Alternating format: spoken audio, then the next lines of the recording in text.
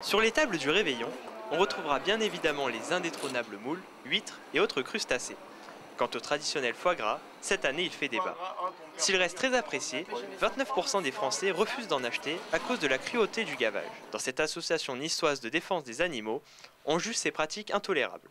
Le gavage actuel, comme on le voit dans les émissions de télévision, tout ça, je suis vraiment contre parce que les animaux souffrent, sont dans des petites caisses, tout ça. Moi-même, j'ai pratiqué le gavage des oies et c'était vraiment manuel, on prenait soin de l'animal. D'ailleurs, le 21 novembre dernier, ces associations ont organisé la première journée mondiale contre le foie gras.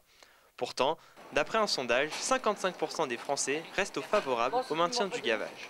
Bon, maintenant, est-ce que ça arrête beaucoup de monde? Alors, on ne va plus manger ni de viande, on ne va plus manger de légumes parce qu'il y a des pesticides, on ne va plus manger... Non, il faut arrêter un petit peu, il faut prendre un petit peu des distances et regarder la qualité. Ça, c'est vrai que c'est quand même important. Il y a sûrement moins d'intérêt pour la bête quand c'est de l'industriel que quand c'est le petit artisan qui aime ses bêtes, finalement, effectivement. Les Français comptent dépenser légèrement moins que les années précédentes. Mais un bilan définitif des ventes de foie gras ne peut être établi. Le mois de décembre représente 50% des quantités vendues.